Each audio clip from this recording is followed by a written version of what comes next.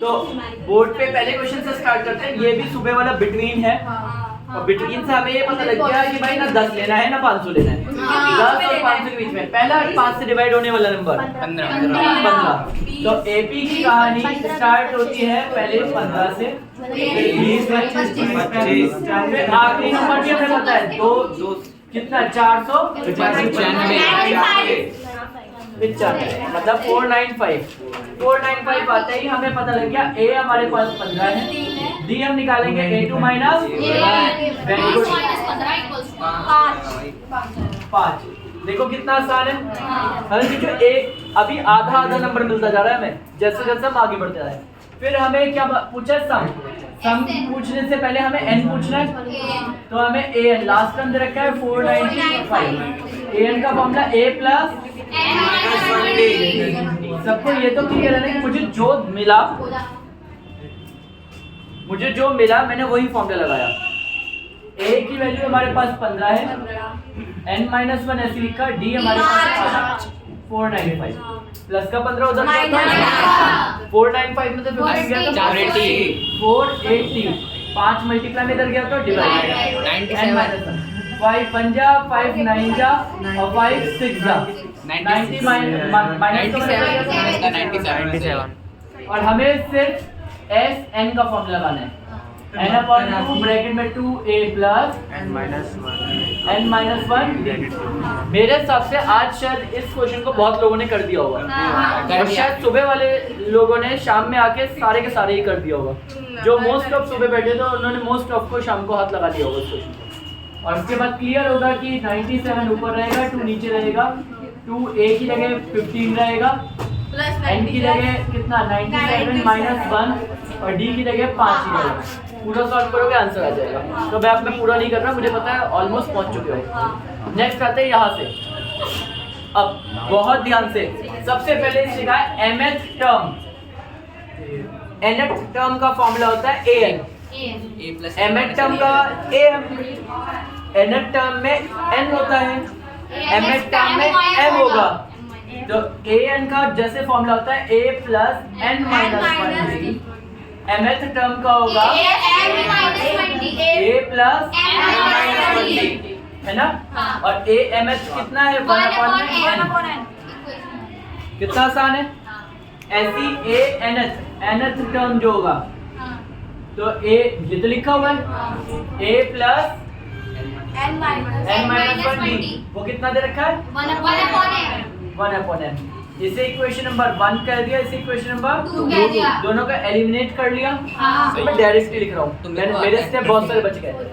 इसको माइनस, ये भी माइनस और ये भी a से a कॉमन। अब देखो n-1 माइनस का m माइनस माइनस प्लस का 1 d दोनों के बाहर कॉमन।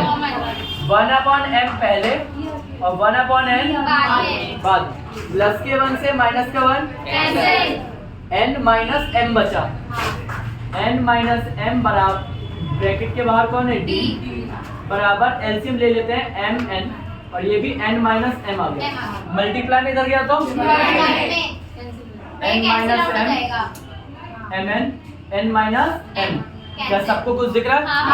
बताओ मुझे अगला स्टेप क्या करना है। ये पूरा कैंसिल करना है।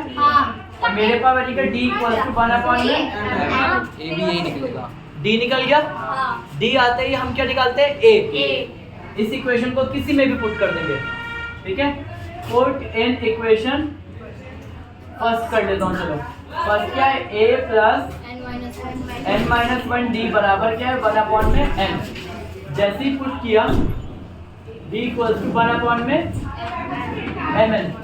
जैसे ही पुट किया तो हमारे पास आ गया a प्लस n-1 d की जगह आ गया 1/n mn equal to 1/n। Multiply करा n/में mn 1/में mn equal to 1/m। n से n 1/m प्लस का उधर गया तो 1/m पहले से ही है, 1/m और आ गया माइनस का। माइनस का इधर गया तो प्लस का 1/mn और आ गया। ये से ये कैंसिल। a की वैल्यू आ गई 1/mn। a भी पता लग गया आप सबको, डी भी b भी पता लग गया। अब आपको जो बोले वो कर दो।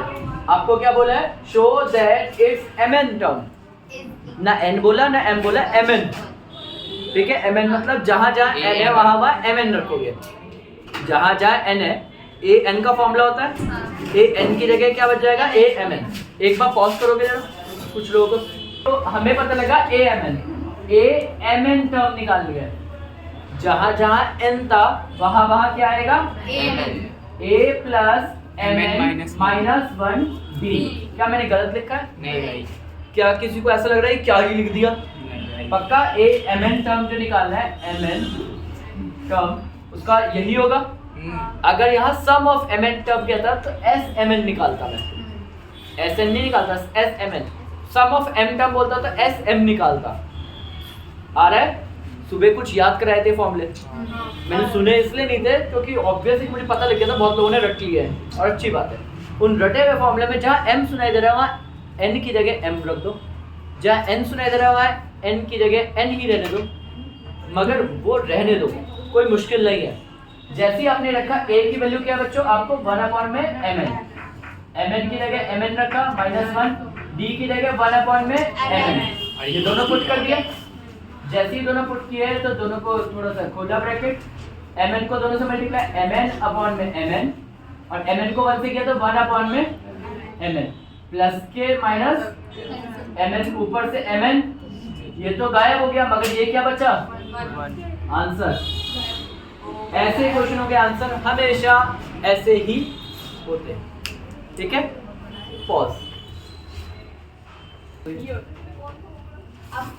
n अपॉन 2 ब्रैकेट में 2a plus n minus 1 d। Sir नीचे करवा इसका। पहले यही फॉर्मूला होता है, फिर हमने n जहाँ जहाँ n है s m निकालना है, सम ऑफ m n तो m n अपॉन में 2 a की जगह क्या रखा जाएगा, 1 अपॉन प्लस n माइनस 1 की जगह क्या रखा जाएगा, उसको स्टार्ट किया और जहाँ n आएगा और d की जगह 1 अपॉन mn। यहाँ पे थोड़ा सॉल्व किया, mn अपॉन में 2।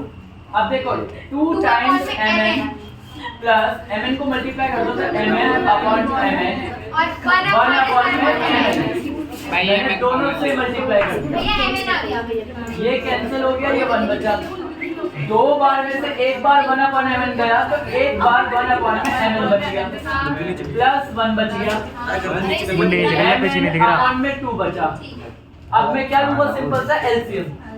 एलसीएम लेना आता है, इधर कर ले मुझे देख, ऐसे कर ले। ऊपर आएगा 1 प्लस mn अपॉन में mn से mn तो बचेगा 1 अपॉन 2 ब्रैकेट के अंदर 1 प्लस भैया सुनो, मैंने ना डायरेक्ट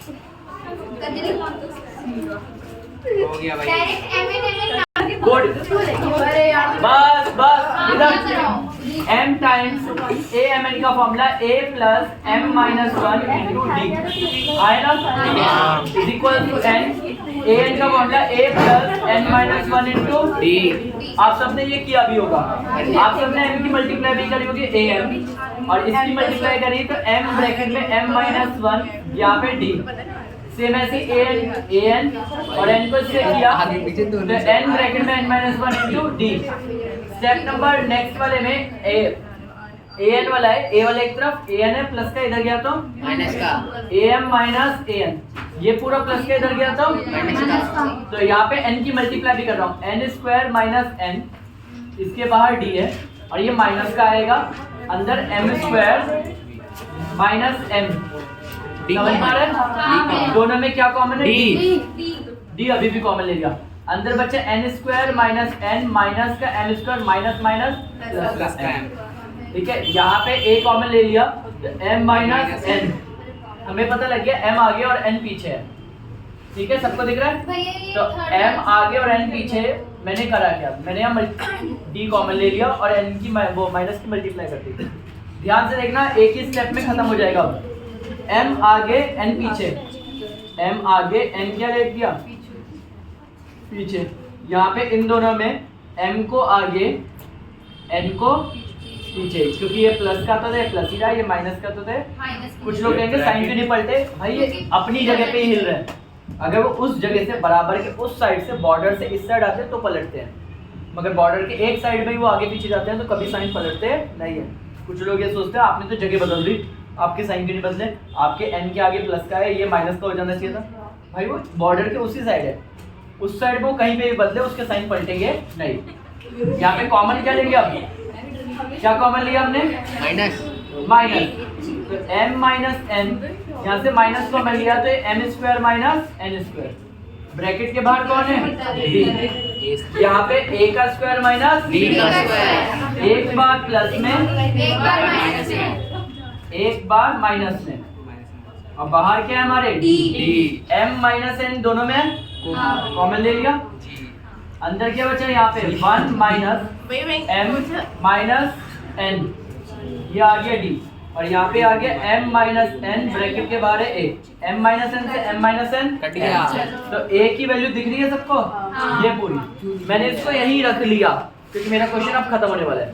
अब खत्म क्यों होने वाला है, यहाँ पे mth टर्म सम तो नहीं बोला ना कहीं, सम तो नहीं बोला ना, तो s का फॉर्मूला नहीं लगेगा, a का फॉर्मूला लगेगा mth टर्म, तो a m प्लस n वाला टर्म, तो फॉर्मूला वही लगेगा a plus m plus n minus d, यही है। हाँ। और देखो a की वैल्यू क्या थी, a की वैल्यू थी 1 माइनस m माइनस n और d, और प्लस बगल में ये तो पूरा ही है m plus n minus 1 d, दोनों में क्या कॉमन है d कॉमन ले लिया, d कॉमन लिया 1 माइनस का m माइनस का n प्लस का n प्लस का n माइनस का 1, सब कट जाएगा प्लस के m से माइनस के m से प्लस का प्लस के m से, क्या आंसर आ गया जीरो। 0 को d से मल्टीप्लाई किया तो जीरो।